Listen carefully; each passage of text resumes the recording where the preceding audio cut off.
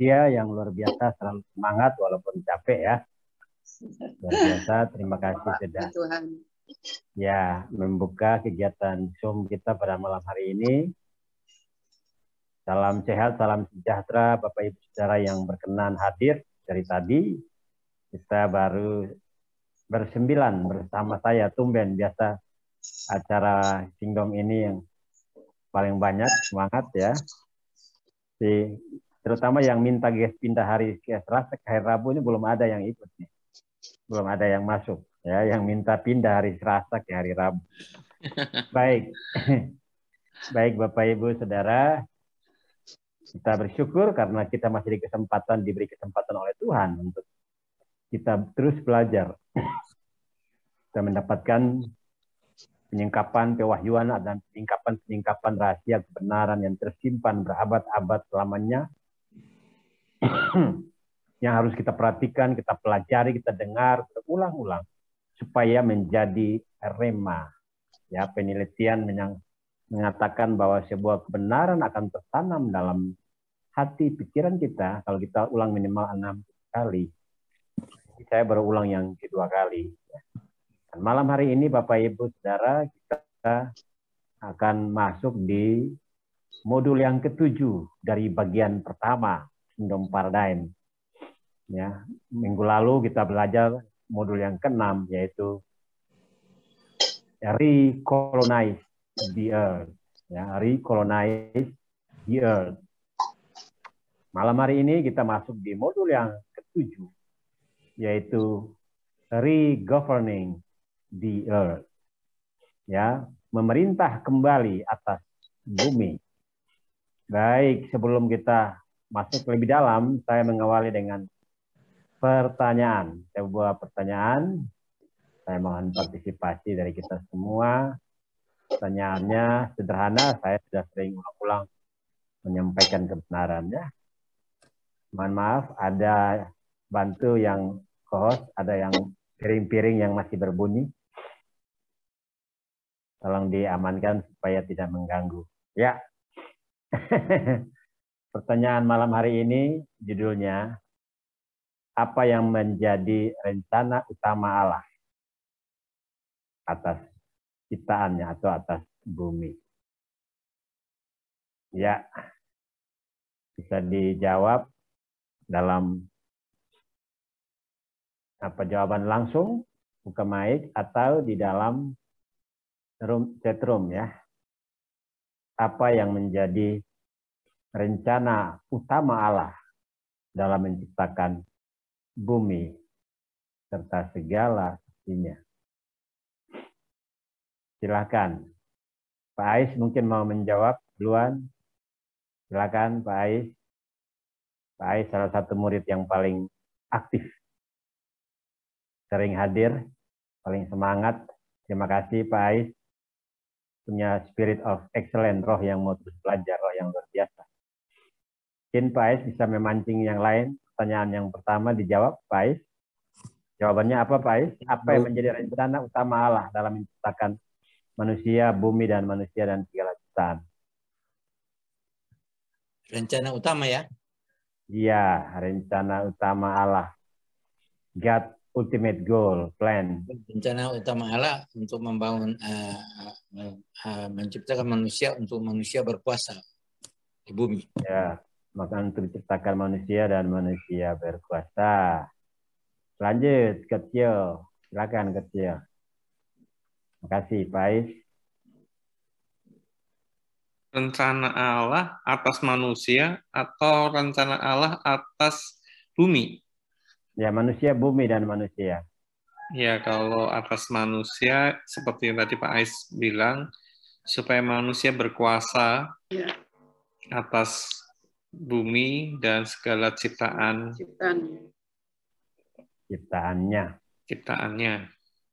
Oke, makasih kecil.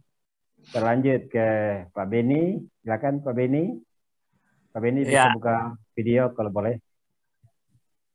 Ya, jadi rencana Allah untuk manusia dan bumi itu agar manusia dapat memanfaatkan hasil ciptaan Tuhan dengan sebaik-baiknya sesuai dengan kehendak. Oke, memanfaatkan hak cuti. Silakan.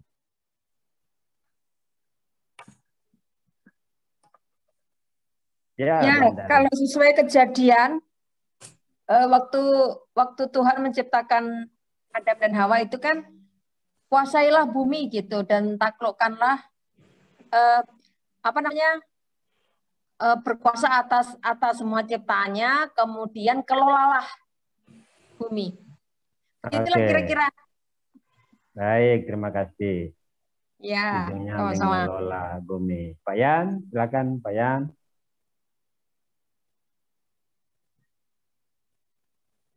Pak Yan lagi di rumah sakit. Bu Heni, shalom Bu Heni. Bu Heni. Shalom Pak. Ya, Bu Heni masih dengar pertanyaannya Bu?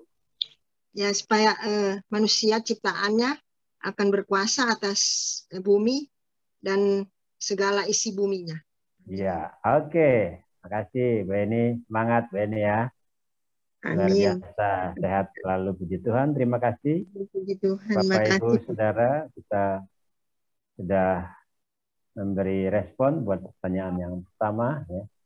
Apa yang menjadi rencana utama Allah, Bapak Ibu Saudara, yaitu memperluas kerajaannya di bumi. Ya. Memperluas kerajaan Allah di bumi. Juga mendirikan, menegakkan kerajaannya di bumi. Ya, dengan tujuannya itu supaya Allah bisa memerintah bumi lewat anak-anaknya. Kesimpulannya sama, ya apa yang Bapak Ibu sampaikan itu merupakan isi-isinya. Itu garis besarnya kira-kira seperti itu Bapak Ibu Saudara. Jadi Allah rindu untuk memerintah bumi. Waktu dia menciptakan bumi, tujuannya supaya perluasan kerajaannya, untuk memperluas kerajaannya, dia harus menempatkan anak-anaknya di bumi. Maka Allah menciptakan manusia yang serupa dan segambar dengan Allah. Sehingga Allah bisa memerintah bumi lewat anak-anaknya dengan cara Allah mengutus Roh Kudus. Allah Roh Kudus tinggal dalam diri manusia. Dan manusia adalah koloni atau perluasan dari kerajaannya di bumi, Bapak Ibu Saudara. Ya, jadi Pastor, suaranya kurang kenceng ya? Ini mungkin masalah di headset saya, Rick. Jadi seminggu ini dia kurang, semingguan lah, kurang terang. Sekarang gimana?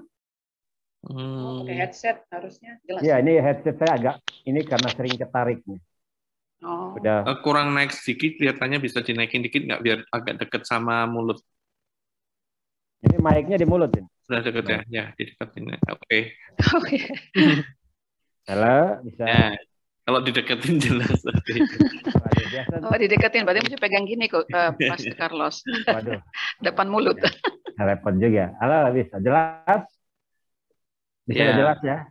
Saya sih jelas karena pakai headset juga.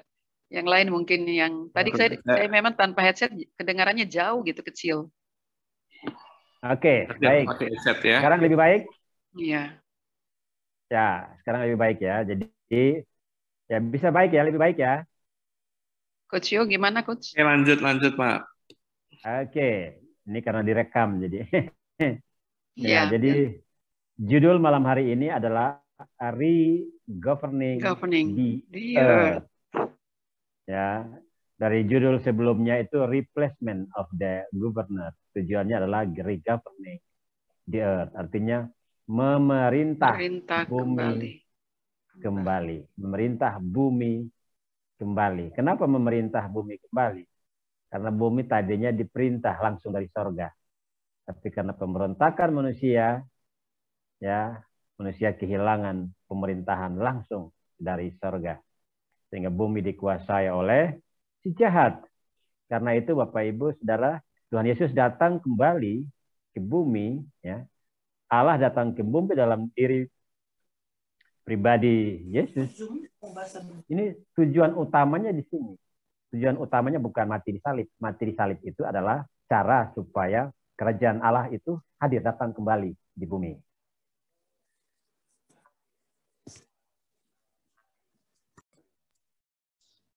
Sorry, Pastor. Tidak sengaja termute. Tolong dibuka dulu.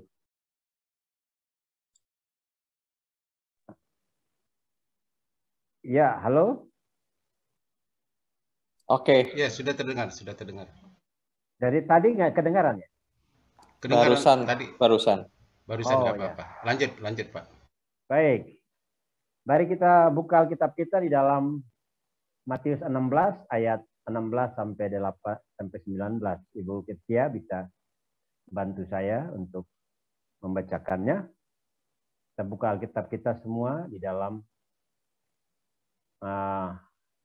Matius pasal 16 ayat 16 sampai 19. Oke. Kalau Ibu Ketia masih lagi ini, mungkin Coach Tio bisa bantu. Coach Tio suaranya agak terang. Ya, sorry Pak. Matius 16 ayat 16 sampai 19. 16 sampai 19. Demikian firman Tuhan. Maka jawab Simon Petrus, engkau adalah Mesias, anak Allah yang hidup. Kata Yesus kepadanya, berbahagialah engkau Simon bin Yunus, sebab bukan manusia yang menyatakan itu kepadamu, melainkan Bapakku yang di sorga. Terus? Demikian, 18, Pastor. sampai 19. Oh, sorry. Kepadamu. Dan lanjut. aku pun berkata kepadamu, engkau adalah Petrus, dan di atas batu karang ini aku akan mendirikan jemaatku, dan alam maut tidak akan menguasainya. 19. Kepadamu akan kuberikan kunci kerajaan sorga. Apa yang kau ikat di dunia ini akan terikat di sorga, dan apa yang kau lepaskan di dunia ini akan terlepas di sorga. Baik. Bapak Ibu Saudara, sebagai orang percaya, sebagai anak-anak Tuhan, kita perlu memahami dengan benar apa yang Yesus maksudkan atau sampaikan di sini. Ini satu pernyataan Tuhan Yesus yang merupakan titik tolak ya dari maksud pelayanannya dan maksud kedatangannya di bumi ya. Yesus berkata dalam ayat 18, dan aku pun berkata kepadamu, engkau adalah Petrus, dan di atas batu karang ini aku akan mendirikan jemaatku, dan alam maut tidak akan menguasainya. Ya, jadi ini ada pernyataan yang sangat penting untuk kita garis bawahi bahwa Yesus berkata dia akan mendirikan jemaatnya atau aku akan mendirikan jemaatku. Ya, Bapak Ibu garis bawahi kata aku akan mendirikan jemaatku. Kata jemaatku ini dari bahasa aslinya itu dua kata, yaitu ek dan kaleo. Ek dan kaleo ini, ek artinya keluar, kaleo artinya dipanggil. Dari kata ek dan kaleo ini jadi lahir kata eklesia. Kata eklesia itu ek dan kaleo artinya yang dipanggil keluar. Yang dipanggil keluar dari dunia, yang dipanggil keluar dari situasi kondisi yang ada pada masa itu, the called out one. Nah, Bapak Ibu Saudara, kita perlu memahami arti kata ini secara kontekstual, konteks maksud Yesus sampaikan itu. Yesus berkata, aku akan mendirikan jemaatku, eklesia. Eklesia ini dari bahasa Yunani, Bapak Ibu Saudara.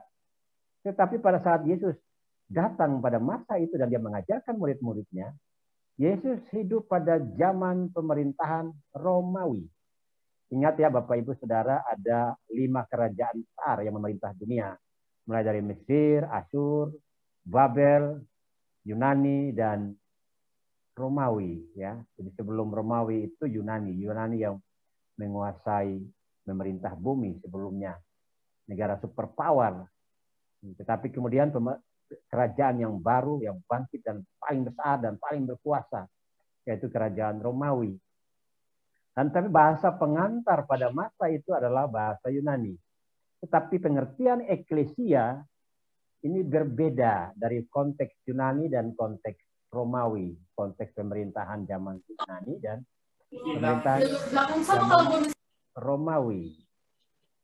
Ya, karena itu Bapak Ibu Saudara, ini ada sedikit perbedaan.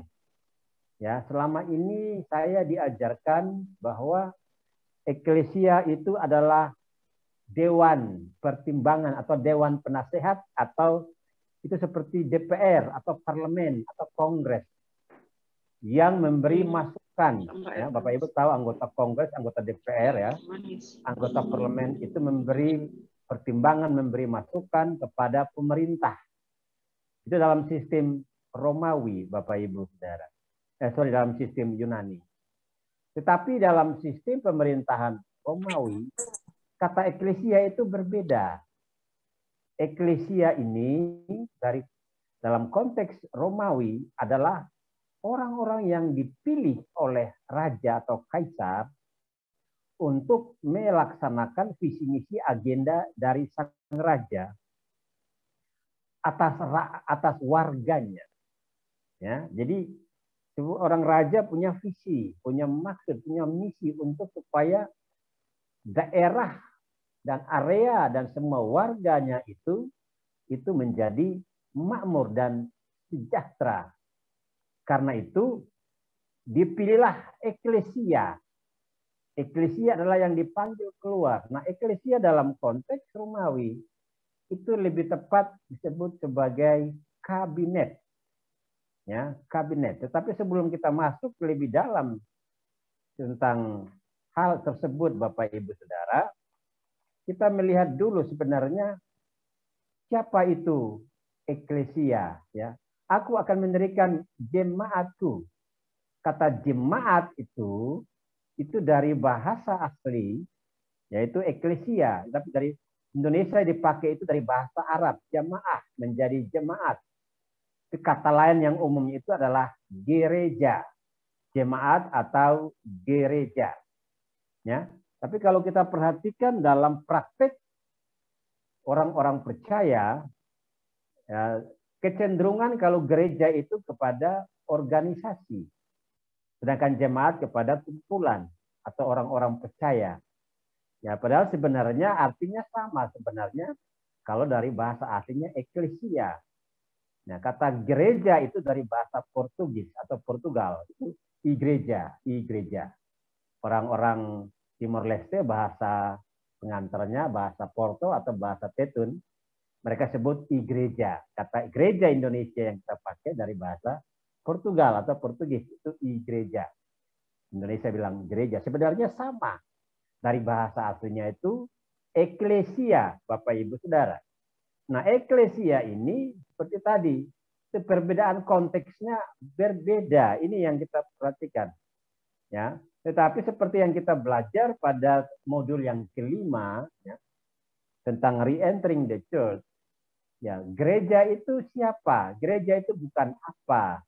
Eklesia itu bukan apa. Eklesia itu siapa? Nah, ini yang kita perlu garis bawahi. Apa itu gereja? Itu pertanyaan yang salah, tapi pertanyaan yang benar. Siapa itu gereja? Siapa itu eklesia? Ya.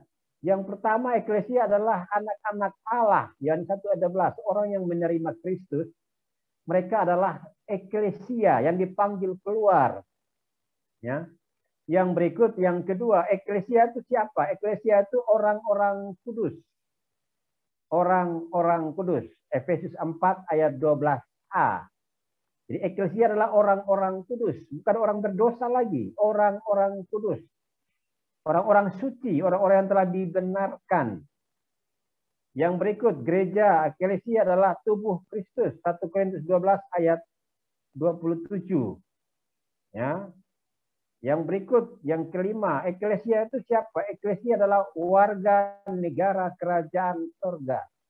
Filipi 3 ayat 20. Nah, itu jadi kategori itulah yang disebut dengan eklesia.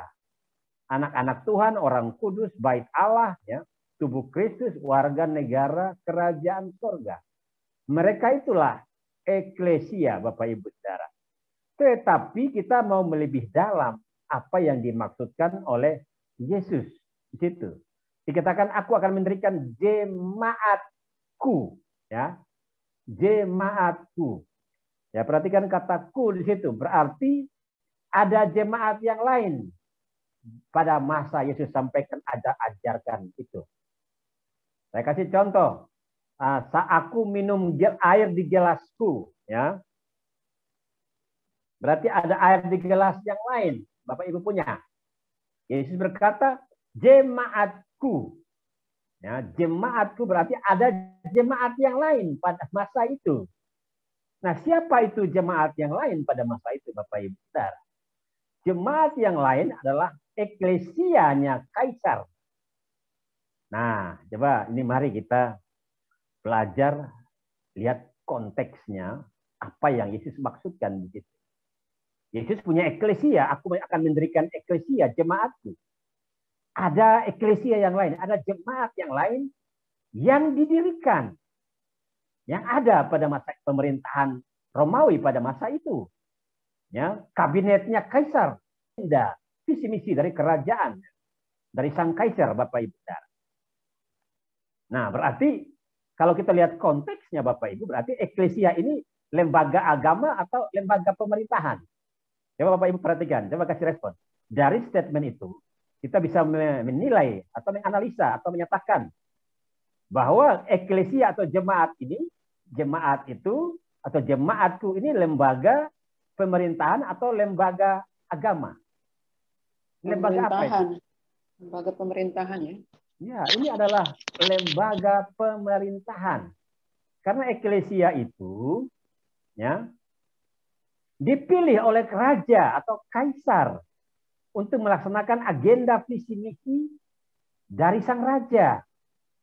Ya, jadi Yesus berkata jemaatku, eklesiaku, ada jemaat yang lain yang sudah ada pada masa Yesus. Yang murid-muridnya sudah paham, sudah mengerti maksudnya.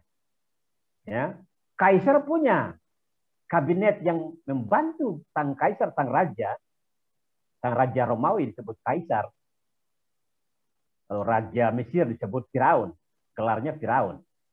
Raja Romawi itu kaisar. Kaisar punya kabinet, ya, orang-orang yang dipilih ya untuk melaksanakan visi misi dari agenda dari sang kaisar atau sang raja. Demikian pula Yesus. Bapak Ibu Saudara lihat di dalam ayat yang ke-16. Maka jawab Simon Petrus, Matius 16 ayat 16, maka jawab Simon Petrus, engkau adalah Mesias, anak Allah yang hidup. Jadi oleh Yesus bilang Bapa yang menyatakan, ya, berbahagia ayat 17 kata Yesus kepadanya, berbahagialah engkau Simon bin Yunus, sebab bukan manusia yang menyatakan itu kepadamu, melainkan Bapakku yang di sorga. Jadi oleh pewahyuan, Bapa memberikan pewahyuan kepada Petrus.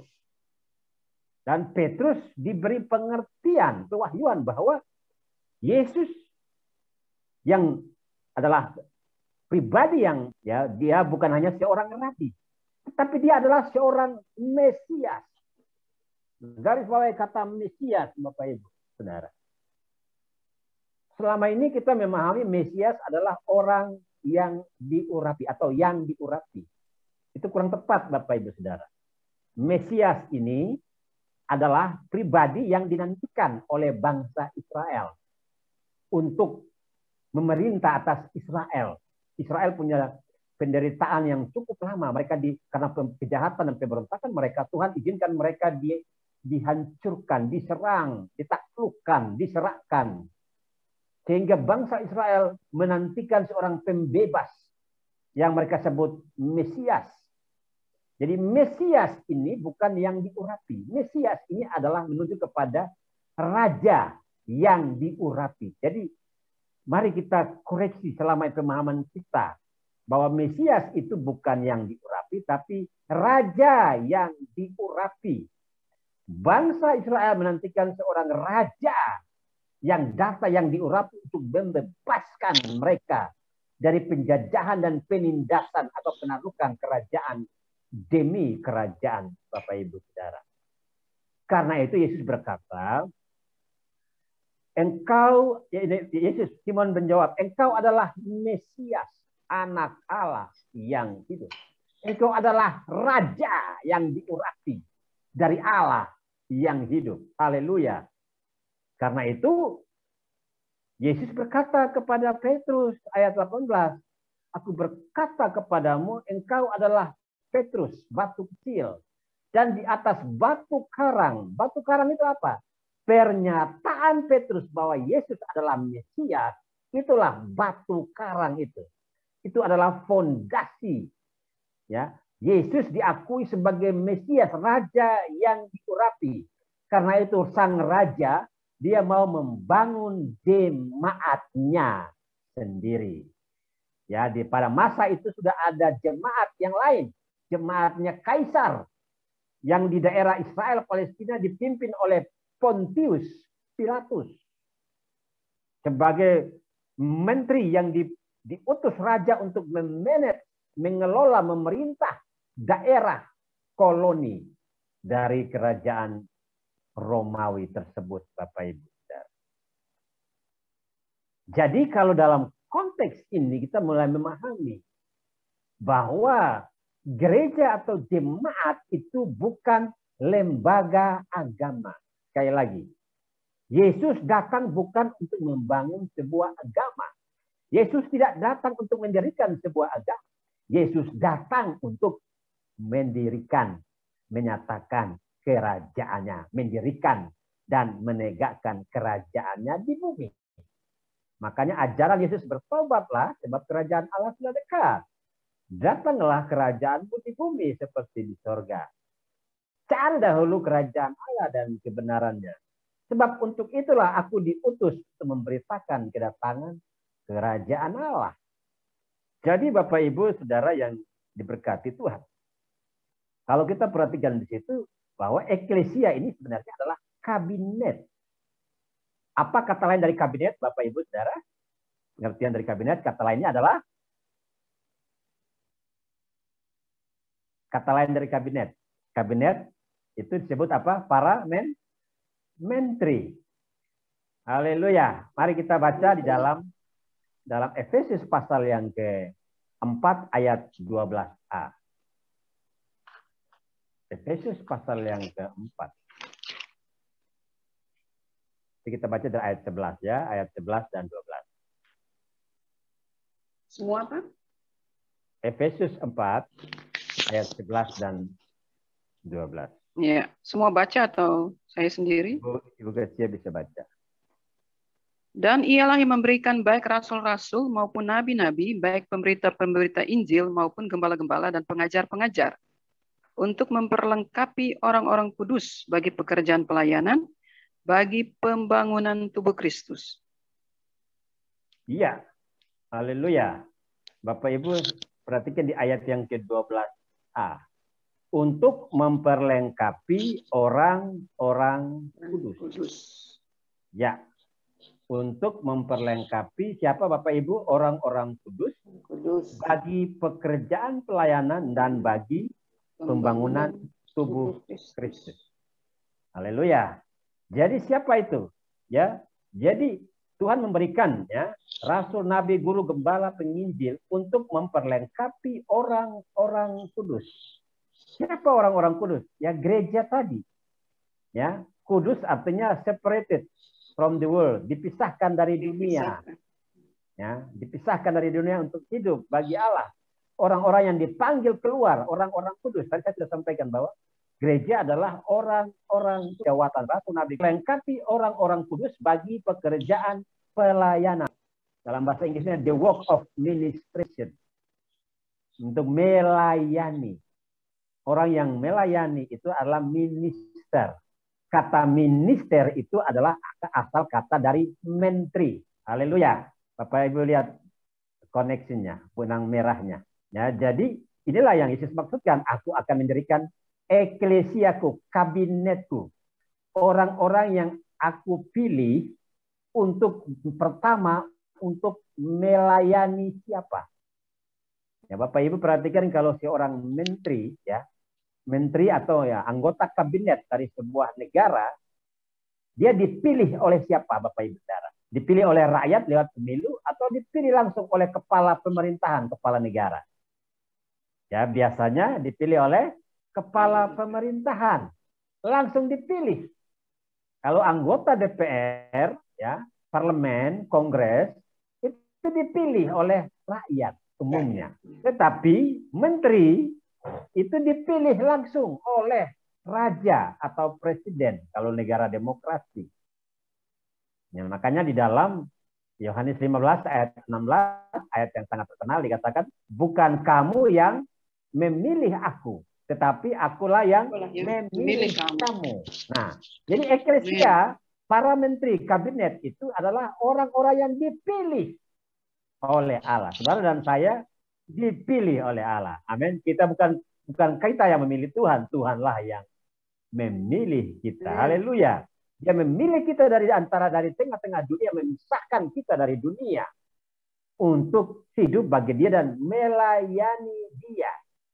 Orang-orang yang dipilih oleh kaisar untuk melayani kaisar, untuk melaksanakan visi misi agenda dari sang kaisar disebut para menteri atau kabinet.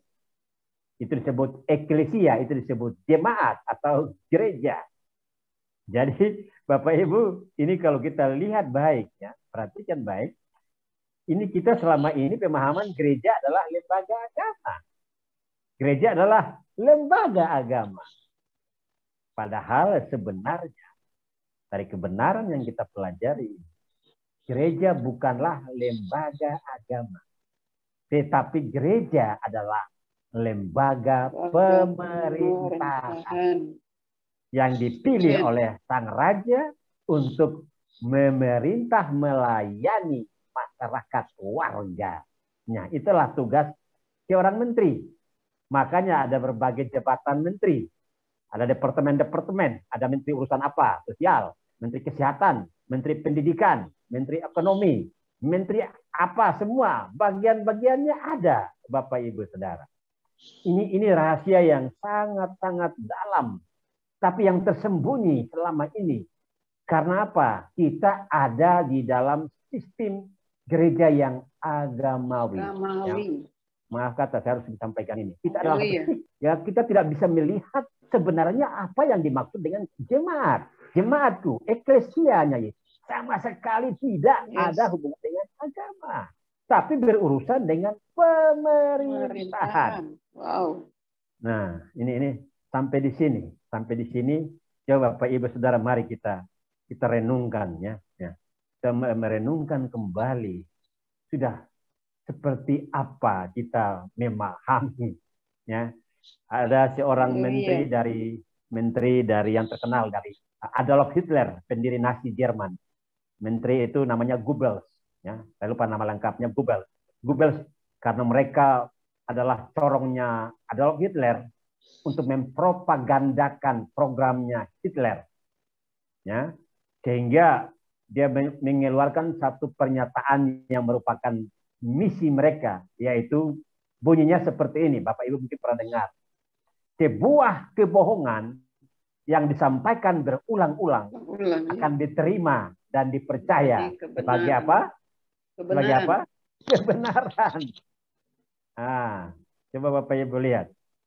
Nah, dari apa yang kita pelajari atau penyingkapan yang kita pelajari malam hari ini, berarti bisa enggak kena dengan pernyataan tadi?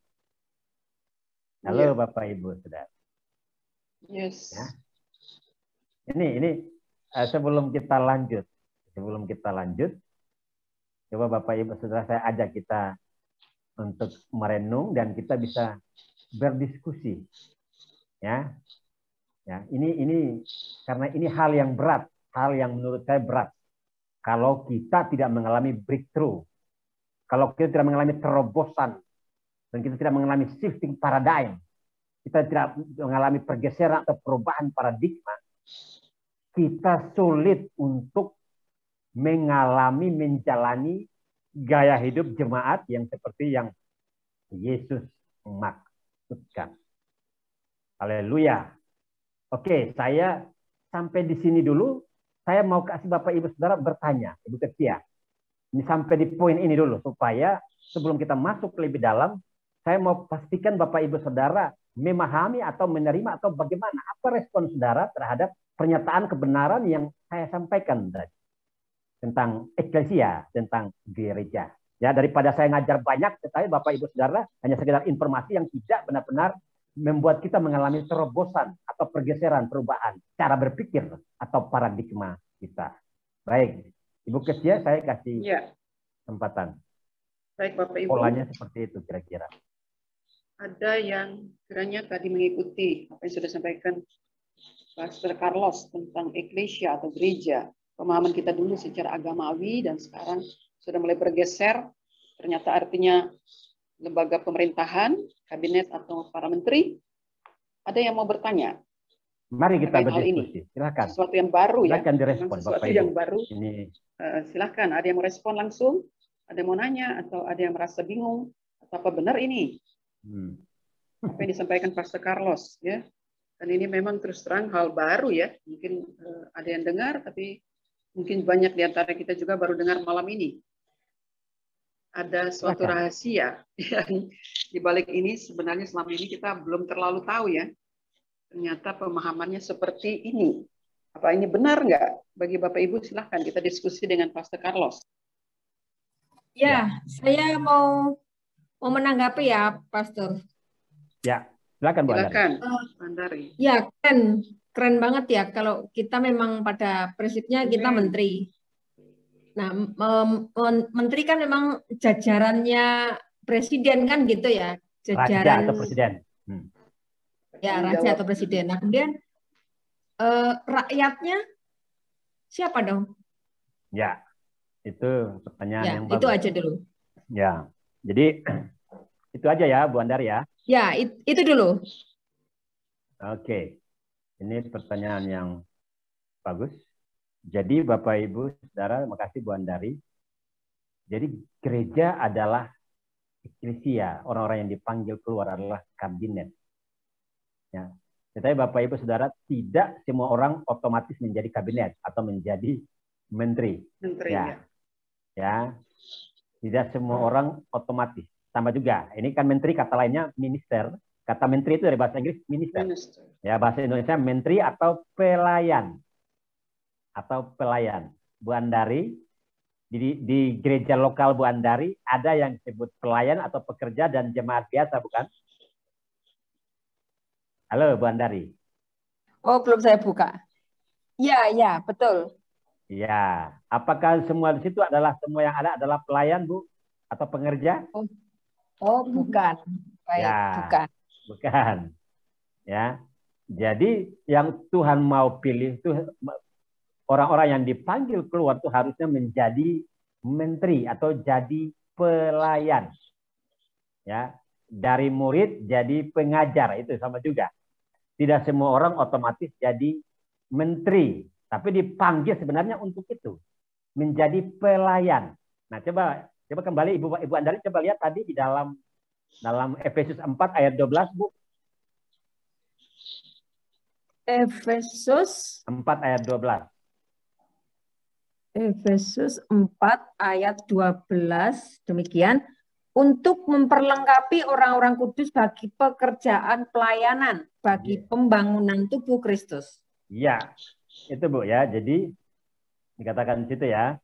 Jadi Tuhan membangkitkan Rasul, Nabi, Guru, Gembala, karunia-karunia ini, 5 jawatan ini, untuk memperlengkapi orang kudus. Orang kudus itu siapa yang tadi kita pelajari? Itu eklesia tuh. Jemaat. Tetapi tidak langsung otomatis. Mereka langsung jadi menteri. Jadi pelayan. Mereka harus diperlengkapi. Jadi semua orang harusnya diperlengkapi, dilatih, diajar, dimuridkan, dibina. Supaya menjadi apa? Pelayan. Supaya menjadi menteri. Ya. Jadi itu pengertiannya Bu Andari. Tuhan mau mendirikan jemaatnya supaya mereka jemaat yang dipanggil keluar orang-orang kudus ini menjadi menteri, menjadi pelayan. Ingat, Yesus berkata, tuayan memang banyak, tapi pekerjanya sedikit. Oke. Ya, sampai di situ Bu Andari, bisa dipahami Bu? Siap, terima kasih. Ya, Pastor. Ya, jadi jelas ya bahwa ini eklesia ini sebenarnya bukan lembaga agama. Itu dulu, sampai itu dulu, pengertiannya sampai itu dulu. Silakan yang lain. Shalom, Pastor. Ya, Coach Oscar. Ya, tadi setahu saya Bu Andari tanya rakyatnya siapa itu? Iya, rakyat Yang ya. dipimpin. Jadi rakyat itu ya, oke. Jadi terima kasih Coach Oscar udah ingatkan. Nah, jadi apa namanya? Tadi di awal saya sudah sampaikan orang gereja atau orang kudus itu ada beberapa pengertian. Ya, dari yang di awal Bu Andari masih ingat? Ada beberapa pengertian orang-orang kudus, orang-orang yang dipanggil keluar. Yang pertama adalah anak-anak Allah. Anak Allah. Yang kedua, orang kudus. Orang kudus. Yang ketiga, bait Roh Kudus. Yang keempat, tubuh Kristus. Yang kelima, warga kerajaan, warga negara. Ya, jadi di dalam kerajaan Allah, kalau di dalam sistem kerajaan, warganya disebut rakyat. Tetapi dalam sistem kerajaan Allah, warganya disebut keluarga. Jadi semua orang, rakyatnya itu adalah warganya. Tetapi warganya ini perlu dilatih, diperlengkapi ya, untuk menjadi pelayan atau menterinya. Ya, jadi diperlengkapi. Rakyatnya adalah warga negara, orang-orang yang dipanggil keluar. They called out one. Eklesia dipanggil keluar. Orang-orang semua dipanggil keluar, tapi dipanggil keluar untuk menjadi pelayan, untuk menjadi minister. Ya, jadi harus ada cara atau sistem yang dibuat supaya mereka menjadi minister. Yesus punya sistem namanya pemuritan atau pemuridan. Yesus memuridkan murid-muridnya supaya mereka menjadi menterinya, pelayannya, orang-orang yang dipilih untuk melaksanakan agenda dari Mesias, Sang Raja Sorga, selama dia datang memuridkan mereka di bumi. Sampai di situ kira-kira penjelasannya. Begitu, Coach. Bu Andari? Masih ada pertanyaan nih, Pastor. Ya. Ya, jadi maksudnya begini, ketika semua diutus, semua jadi eklesia, kabinet, lalu jadi menteri, yang dilayani itu artinya orang-orang yang belum di dalam Tuhan atau bagaimana? Karena kan ini harus ada yang objeknya ya, yang dilayani. Itu maksudnya orang-orang yang belum kenal Tuhan. Apakah benar begitu? Oke, baik. Jadi ya pertama yang tadi definisi dari the called out one ya. Definisi dari the called out one atau eklesia. Orang-orang yang dipanggil keluar itu semua warga yang menjadi otomatis warga negara kerajaan sorga yang harus diperlengkapi, dan itu butuh proses supaya jadi orang menteri itu adalah orang yang sudah berfungsi di dalam kapasitasnya ya. Makanya gereja atau ya apa namanya harus ada sistem ya, sistem yang Yesus buat itu yaitu pemuritan, yaitu memperlengkapi, melatih mereka untuk melayani. Melayani apa? Siapa? Orang-orang yang harus dipersiapkan untuk menjadi pelayan. Jadi orang yang dipanggil keluar tidak otomatis jadi menteri. Itu membutuhkan proses. Membutuhkan cara supaya mereka dilatih untuk menjadi pelayan. Ya, dan faktanya bahwa pelayan itu sedikit. Kenyataannya seperti itu. Yesus sudah tahu itu. Makanya Yesus mau semua kita diperlengkapi dengan sistem, yaitu pemuritan. Ya, di dalam Efesus 4 ayat 12 tadi memperlengkapi orang-orang kudus untuk pekerjaan pelayanan. Banyak warga, banyak orang kudus yang harus diperlengkapi, harus dilatih, harus diajar. Begitu dulu kira-kira, Coach Oscar. Siap, Pastor. Oke, baik. Sampai di sini kata kuncinya sebenarnya adalah gereja bukanlah lembaga agama, tetapi lembaga pemerintahan. Itu pengertian dari maksud dari kabinet tadi ya. Baik, sampai di situ. Kalau tidak ada, masih ada, boleh satu lagi, Bu Cia. Kalau tidak ada, kita boleh lanjut. Ya, Bapak Ibu, masih ada yang mau nanya? Mungkin Coach Yo atau Pak Ais? Yang lain? Saya belum ada. Belum ada. Baik. Baik, Pastor, boleh lanjut. Ya. Kita lanjutkan. Waktu masih berapa menit, Bu Kestia? Masih Tadi kita 15. 20-30 ya? Iya.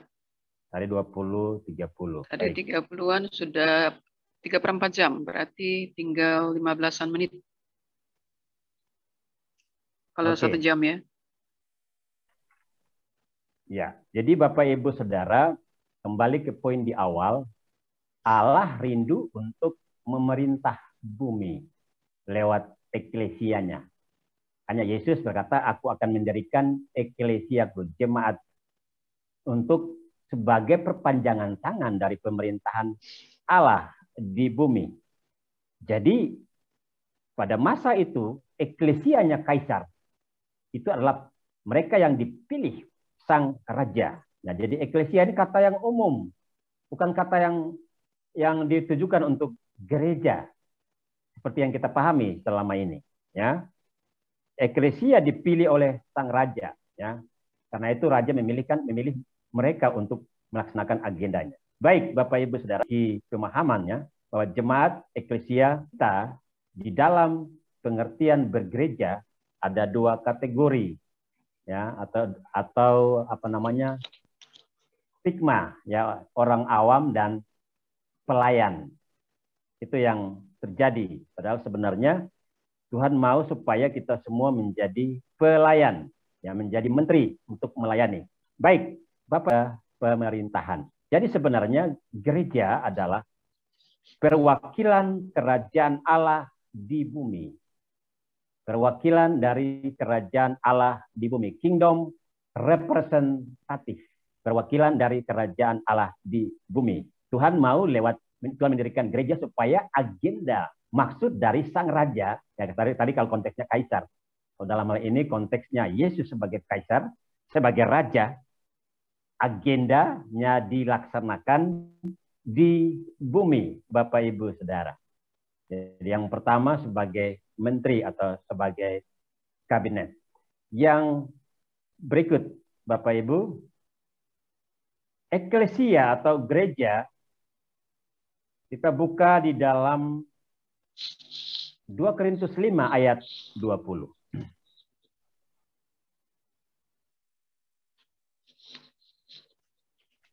2 Korintus 5 ayat 20. 2 Korintus 5 ayat 20. Ya. Demikian firman Tuhan, jadi kami ini adalah utusan-utusan Kristus. Seakan-akan Allah menasihati kamu dengan perantaran kami. Dalam nama Kristus kami meminta kepadamu, berilah dirimu didamaikan dengan Allah. Baik. Jadi dari bacaan tadi 2 Korintus 5 ayat 20, kita melihat lagi suatu pengertian dari eklesia atau gereja yang disampaikan oleh Paulus. Ya, Paulus menyatakan bahwa kami adalah utusan Kristus. Sekali lagi, Kristus itu kata lain dari Mesias. Mesias artinya raja yang diurapi. Cara kerajaan lagi, raja yang diurapi. Jadi kami adalah utusan Kristus. Kalau yang pertama tadi itu menteri, yang kedua di sini adalah utusan. Utusan di sini pakai dalam bahasa Inggrisnya jelas dikatakan ambassador atau duta besar. Duta besar berarti berbicara tentang utusan dari sebuah negara, dari sebuah pemerintahan. Kristus adalah raja, Mesias, raja yang diurapi. Kami adalah utusan dari sang raja. Berarti kami utusan dari sebuah negara, sebuah pemerintahan, sebuah kerajaan. Untuk apa? Ya, Bapak Ibu lihat di ayat tadi. Sekali lagi bisa dibaca buku Kestia 2 Korintus 5 ayat 20. 1 Korintus 5 ayat 20 ya. Jadi kami ini adalah utusan Kristus, seakan-akan Allah menasihati kamu dengan perantaraan kami. Dalam nama Kristus kami minta kepadamu, berilah dirimu didamaikan dengan Allah. Haleluya. Jadi kalau kita lihat di sini pengertian dari utusan atau duta besar, ada dia punya tugas pokok.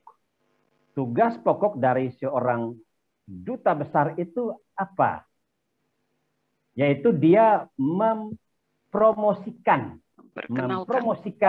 negara yang mengutusnya. Ya, tetapi di dalam ayat itu kita lihat ada satu pernyataan yang sangat fundamental di situ, yaitu dikatakan dalam tugasnya apa? Dalam nama Kristus kami meminta kepadamu, berilah dirimu didamaikan dengan Allah.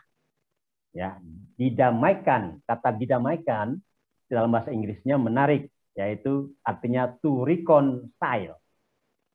Didamaikan artinya to reconcile. To reconcile, kata to concile. Sorry, kata didamaikan artinya to concile. To concile artinya menyatukan. Menyatukan. Jadi reconcile artinya menyatukan kembali. Menyatukan kembali. Kenapa menyatukan kembali? Menyatukan siapa? Manusia, dunia yang terputus dari Allah. Ya, ingat bahwa semua karena manusia telah berbuat dosa, kehilangan atau terputus. Dosa adalah akibat dosa adalah maut. Terputus dari Allah. Jadi seorang duta besar, dia tugasnya mempromosikan di mana tempat dunia atau negara di mana dia berada. Dia mempromosikan negara asalnya. Ya, dia selalu mempromosikan negara asalnya. Ya, supaya orang-orang dari daerah, negara atau dunia di mana dia berada bisa mengenal negara asalnya. Dan mereka juga bisa membangun hubungan dengan negara asalnya. Nah, itu tugas seorang duta besar. Nah, di dalam ayat ini Paulus mengatakan utusan duta besar tugasnya adalah mendamaikan. Mendamaikan, reconcile. Concile, menyatukan. Jadi kita memberitakan Injil, kabar baik, memberitakan Injil kerajaan, tujuannya supaya dunia dan Allah yang terputus akibat dosa itu disatukan kembali. Haleluya. Jadi itu tugas seorang duta besar, itu mempromosikan negara asalnya. Jadi dengan kata lain bahasa yang kita pakai adalah memberitakan Injil, kabar baik tentang kerajaan. Injil itu yang dimaksud dengan Injil kerajaan, memberitakan tentang kerajaan di mana kita menjadi pelayan, warga dan pelayannya. Ya, utusan itu sudah masuk dalam kategori kabinet tadi, pelayan. Jadi diutus ke dunia, ke negara di mana kita berada. Karena itu sebelumnya kita semua ada di dunia di mana Tuhan tempatkan kita. Itu alat dunia atau negara di mana Tuhan taruh kita di situ sebagai utusan atau sebagai duta besar dari kerajaan yang mengutus kita. Ya, Yesus berkata jangan mengambil mereka dari dunia atau mengutus mereka ke tengah-tengah dunia. Dunia dalam konteks yang lebih spesifik di sini adalah tempat di mana Tuhan tempatkan kita. Ya, dunia apa? Seperti yang kita sudah pelajari, ada 7 kategori dunia.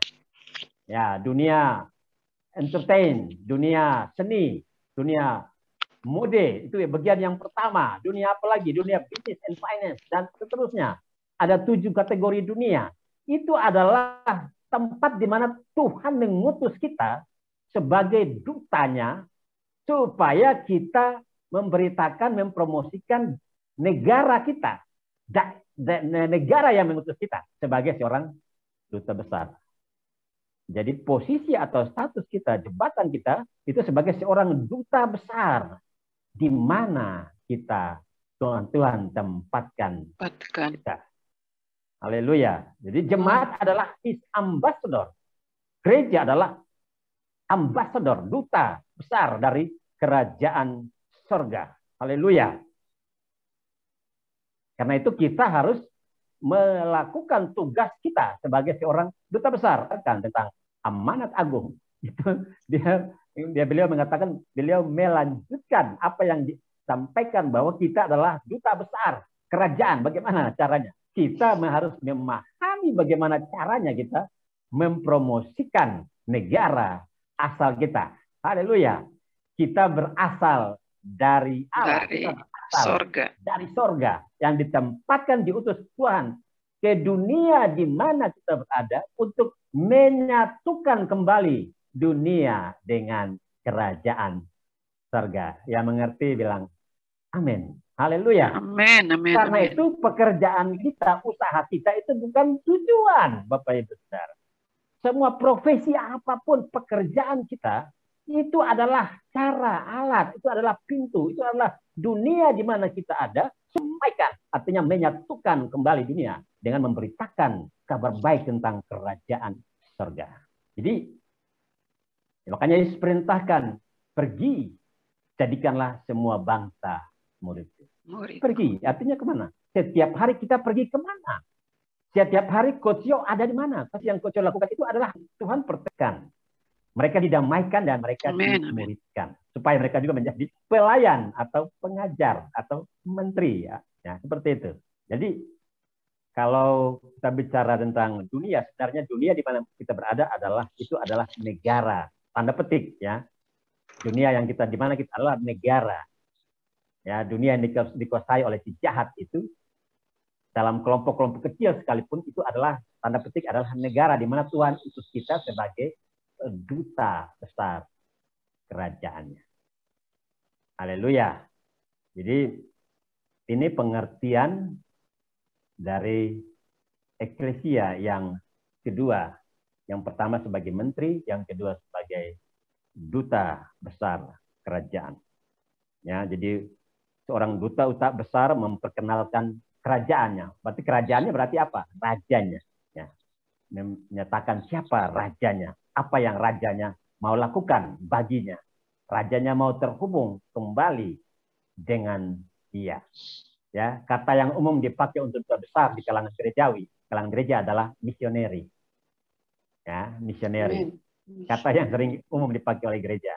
Ya, misioneri. Misioneri orang-orang yang diutus. Ya, apostolos, orang-orang yang diutus. Ya, siapa yang diutus? Ya, kita yang diutus. Sebenarnya kita adalah dalam konteks kerajaan kita adalah duta besar dari negara yang kita, yaitu kerajaan di surga. Haleluya. Haleluya. Jadi Bapak Ibu Saudara, tugas kewajiban seorang duta besar, dia dipilih mewakili negara yang mengutusnya. Jadi kita dimanapun kita berada, kita mewakili negara kita. Pemerintahan kita yang mengutus kita, yaitu kerajaan surga. Karena itu, sebagai duta besar, kita hanya komit mengerjakan tugas negara kita. Ya. Kita adalah simbol, seorang duta besar adalah simbol perwakilan dari negara. Karena itu Bapak Ibu Saudara, seorang duta besar, coba Bapak Ibu ikuti, seorang duta tersistem, teratur, sesuai dengan nilai-nilai dari negara yang mengutus. Dia jaga kehormatan negara yang mengutusnya. Dan yang berikut, seorang duta besar hanya kalau dia berbicara, dia tidak berbicara pendapat pribadi, tapi dia menyatakan pendapat dari negara yang mengutusnya, yang punya konstitusi, yaitu yang kita sebut Alkitab. Jadi pendapat kita harus relevan, harus sama dengan konstitusi kita. Ini konstitusi dari negara yang mengutus kita, yang namanya Alkitab. Karena itu kita perlu tahu dasar-dasar undang-undang hukum dari negara kita. Ya. Dan juga seorang duta besar itu disupport total oleh negara yang mengutusnya. Disupport total. Ya, makanya Yesus berkata, cari dulu kerajaan Allah dan kebenarannya, maka semuanya akan ditambahkan kepadamu. Jangan kamu khawatir, ayat 32, Matius 6:32, jangan kamu khawatir apa yang kamu makan, minum, pakai. Ya, itu semua dicari bangsa-bangsa tidak mengenal Allah. Tapi kalau engkau cari dulu hidup di dalam agenda kerajaan, maka kerajaan itu akan menambahkan, menyuplai semua yang menjadi kebutuhanmu. Yang percaya bilang amin. Amin. Haleluya. Nah, amin. Itu yang dimaksud dengan kita hidup di dalam kerajaan sebagai seorang duta besar, disupport total oleh kerajaannya. Haleluya. Haleluya. Seorang duta besar pun dilindungi penuh. Ya, dilindungi penuh oleh negara yang mengutusnya. Makanya seorang duta besar punya kekebalan diplomatik. Tidak sembarang kita menyerang atau menghakimi seorang duta besar. Dia punya kekebalan diplomatik. Dia punya pengawal yang khusus, Bapak Ibu Saudara, Pengawal kita itu ada namanya malaikat. Yang malaikat itu selalu menjaga kita. Ya. Diutus untuk menjaga kita. Ya. Ibrani 1 ayat 13-14 ya, Bapak Ibu. Ya, contohnya Rasul Paulus sebelum dia jadi rasul, dia adalah seorang penganiaya dari eklesia. Dalam perjalanan dia dari menuju Damsyik, tengah hari siang, bolong jam 1 siang, tiba-tiba dia ditampar oleh cahaya dari sorga. Dari sorga. Raja dari sorga langsung ajar dia. Buta. Dan raja itu berkata, Saulus, Saulus, mengapa engkau menganiaya aku? Saudaraku, kalau Tuhan tidak izinkan kita dijamah oleh siapapun, jangan coba-coba siapapun menjamah kita. Amin atau amin? Ya, karena Tuhan menjaga kita, melindungi kita dalam tugas kenegaraan kita. Di mana bumi, dunia, Tuhan tempatkan kita. Yang berikut Bapak Ibu Saudara, seorang duta besar tidak boleh menjadi warga negara di mana dia ada. Artinya, kita boleh ada di dunia dimanapun kita berada, tapi kita jangan hidup sama seperti dunia. Haleluya. Ya, jadi seringkali ya kalau kita dalam konteks gereja beragama ya, hari Minggu kita beribadah, kita kudus, kita haleluya, puji Tuhan. Tapi nanti hari Senin sampai hari Jumat atau hari Sabtu, hari kerja, di dunia di mana kita berada, itu kita hidup sama dengan mereka. Dunia berbohong, kita berbohong. Dunia korupsi, kita korupsi. Dunia mencuri, kita mencuri. Dunia lakukan kejahatan yang seperti yang kebiasaan mereka. Kita kompromi sama seperti mereka. Itu artinya kita hidup dengan nilai gaya hidup warga negara dunia di mana kita ada. Jadi seorang duta besar tidak boleh hidup sama seperti warga dunia di mana dia berada. Haleluya. Harus berubah. Makanya budimu ya harus berubah, tidak boleh sama dengan dunia di mana kita berada. Haleluya. Yang berikut seorang duta besar ya, tujuan utamanya yaitu salah satu yang penting tugasnya adalah dia mendamaikan, mempengaruhi dan mengajak dunia menjadi warga negara kerajaan surga. Diplomasi. Jadi sebenarnya Bapak Ibu Saudara, sebenarnya kata lain dari penginjilan dalam konteks kerajaan itu adalah diplomasi. Kita diplomasi dengan dunia di mana kita berada, negara di mana kita ada, untuk caranya menjadi warga negara kerajaan surga. Nah, makanya duta besar kata lainnya adalah diplomat. Seorang diplomat tugasnya adalah diplomasi. Ya, jadi orang diplomasi itu dia harus tahu betul dia punya aturan negara yang mengundang konstitusinya dan bagaimana caranya dia mempengaruhi orang-orang supaya pindah ikut menjadi warga negara yang mengutus dia. Bapak Ibu Saudara, ini poin yang kedua mengenai pokok tentang eklesia. Dan Yesus maksudkan, aku akan mendirikan jemaatku. Dan pintu alam maut tidak akan menguasainya. Ya, contoh pada masa itu, eklesia yang ada pada masa itu adalah dari kerajaan Romawi yang ada di daerah negara yang mereka koloni, Israel Palestina. Itu juga seorang Pontius Pilatus berperan juga sebagai seorang ambasador dari kerajaan Romawi. Tujuannya supaya apa? Mereka meromawikan semua penduduk yang mereka taklukkan, yang koloni, menjadi hidup sesuai dengan budaya, nilai-nilai dari kerajaan yang mengutusnya. Demikian pula dengan konsep itu, kerajaan sorga. Seperti itu, Yesus membangun jemaatnya sendiri. Supaya mereka yang pertama sebagai seorang menteri kabinet, tujuannya di situ. Yang kedua, menjadi seorang duta besar, ambasador dari negara yang mengutusnya, yaitu kerajaan surga. Sampai di sini apa yang saya sampaikan mengenai topik tentang re-governing the earth. Maksudnya supaya Tuhan rindu, supaya lewat gereja, pemerintahan Allah dinyatakan di bumi. Tuhan berkati, kembalikan kepada Ibu. Ya. Amin. Luar biasa ya, saya terkagum-kagum ya tentang firman Tuhan yang begitu dalam Kita boleh diberkati malam ini. Amin, Bapak Ibu. Amin. Amin. Amin. Amin. Jadi saya tadi ada sedikit ini catat tadi ayat mana yang kita baca di Matius ya. 16. Sebelum yang lain nanya, mungkin saya mau sampaikan ke Pastor Carlos. Berarti sebagai ambassador atau duta besar, kita itu ada kebal hukum, Pak ya? Diplomatik apa? Diplomatik. Kekebalan Karena tadi diplomatik. dibilang, Allah maut tidak akan menguasainya. Oke. Gimana Itu yang Pak? saya belum bahas tadi ya. Oh ya, sorry belum.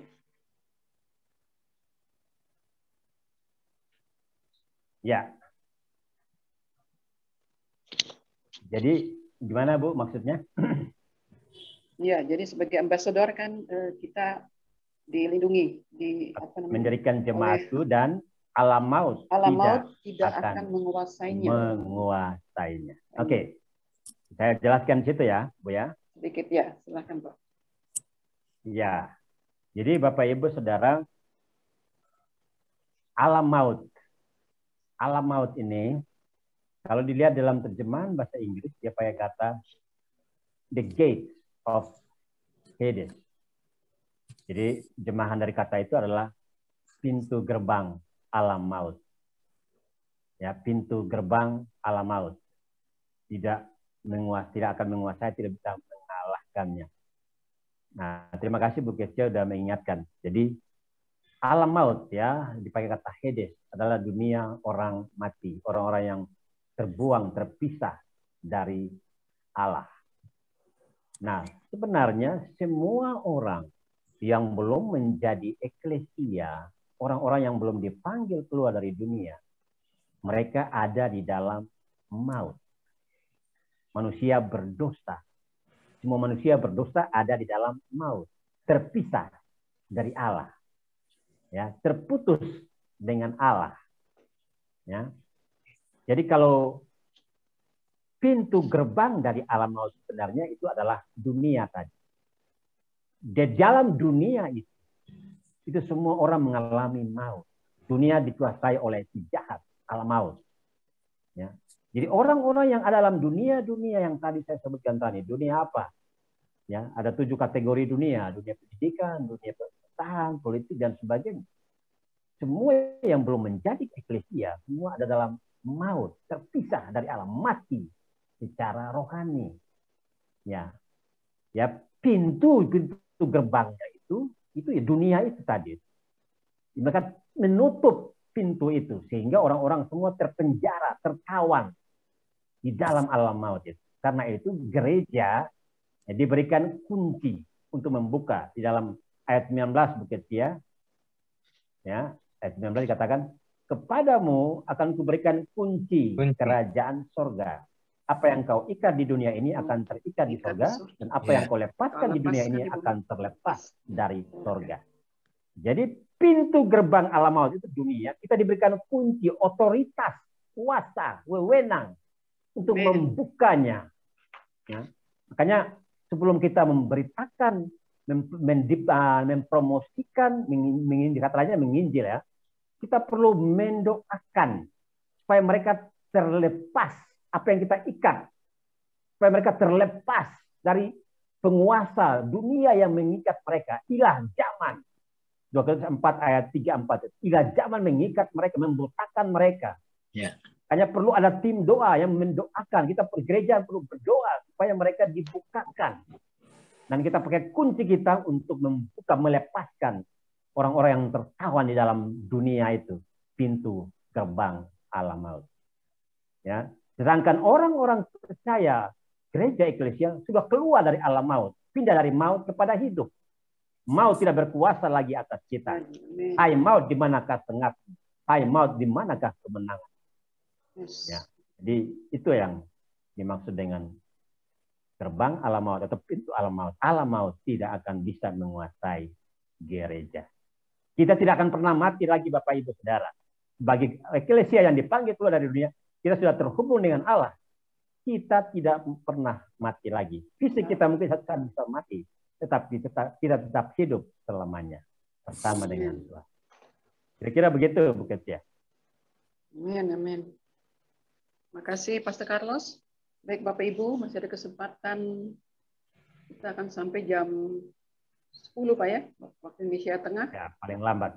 Ada beberapa menit lagi untuk menuju jam 10 atau jam 9 Indonesia Barat. Silakan Bapak Ibu, kalau ada yang mau didiskusikan atau mau disampaikan atau bertanya, kami persilahkan.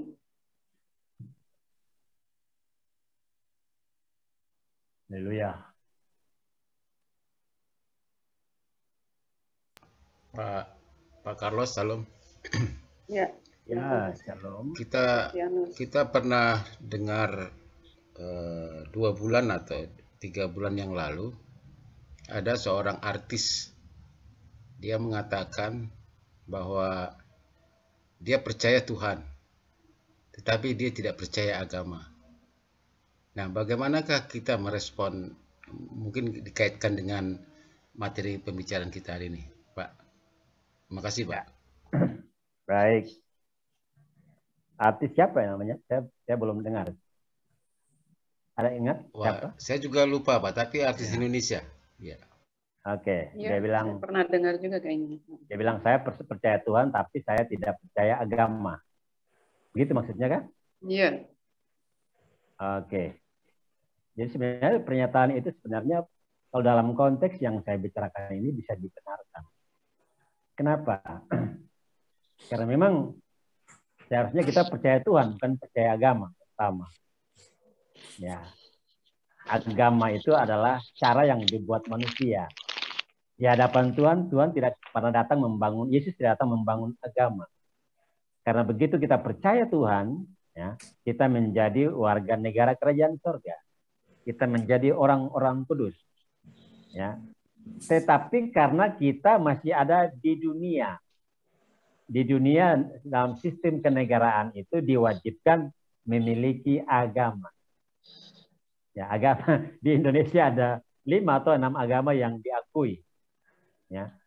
Jadi kita bisa memilih salah satunya sebagai persyaratan hidup di negara Indonesia misalnya. Tetapi sebenarnya di hadapan Tuhan pertanyaan-pernyataannya itu betul. Yang penting dia percaya Tuhan di hadapan Tuhan. Dia tidak pentingan agama karena Allah tidak pedulikan agamanya apa. Ya, Yesus datang juga bukan untuk mendirikan agama. Yesus datang untuk mendirikan kerajaan Allah, menghadirkan kerajaan Allah di bumi. Jadi sebenarnya kalau bicara kerajaan Allah itu bicara tentang Roh Kudus, Pak Siregar. Ya, jadi Yesus lakukan itu supaya Roh Kudus datang melahirkan kita kembali, tinggal dalam kita menjadi warga kerajaan Allah. Itu otomatis. Jadi bicara tentang kerajaan Allah, bicara tentang kehadiran Roh Kudus di dalam kita sebagai orang percaya. Datanglah kerajaanmu, jadilah kehendakmu di bumi. Gitu kira-kira. Baik, ya mohon Pak maaf Carlos, kalau terima jawabannya, kasih. mohon maaf kalau jawabannya tidak memuaskan, tapi dari pemahaman saya begitu. Terima kasih. Ya, sesuai Pak dengan konteks. Terima kasih Pak Carlos. Ya. Ya, sama-sama. Baik. Kalau tidak ada lagi kita boleh selesai ya. Tidak harus sampai paling lambat jam 10. Baik. Ya, yang lambat. Nah. Kalau ada yang masih mau bertanya. Tidak ada lagi. Berarti kalau ini ikuti apa Pastor Carlos. Kalau Tuhan bilang kerajaan Allah sudah dekat. Berarti itu artinya orang-orang yang belum menerima baptisan Roh Kudus. Ya, jadi kalau Ibu Kesia ingat dari awal pengajarannya, jadi kalau bicara kerajaan Allah berarti bicara tentang kehadiran Roh Kudus. Iya. Oke, jadi orang yang percaya Kristus, Roh Kudus masuk tinggal di dalamnya. Yesus menghembuskan Roh Kudus ke dalam murid-muridnya. Ya, sebagai mereka mengalami kelahiran kembali.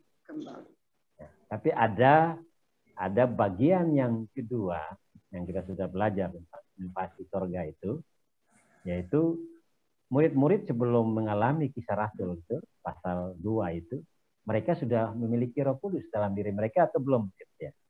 Iya. Sudah kan? Yohanes 20 itu. Mereka sudah menjadi dilahirkan kembali, ya, Yohanes 20 ayat 22. Tetapi Yesus mengatakan mereka tunggu untuk diperlengkapi dari kuasa dari tempat tinggi. Nah, ini ada dimensi yang kedua dari kehadiran Roh Kudus lagi, dari apa yang disampaikan oleh firman Tuhan itu, yaitu kuasa. Yang pertama itu kita terima dia itu namanya exousia, yang kedua itu namanya dunamos, diperlengkapi dengan kuasa untuk bersaksi, menjadi saksi. Kisah Rasul 1 ayat 8. Seperti itu, Bu Kestia. Jadi bisa membedakan Roh Kudus melahirkan kita kembali, tinggal dalam kita sebagai meterai, ya, atau sumur dalam diri kita, ya, seperti yang saya sampaikan sebelumnya, dan juga Roh Kudus memenuhi kita, membaptis kita, memenuhi kita seperti sungai yang mengalir, yang menghasilkan kuasa. Begitu gambarannya, Bu Kestia.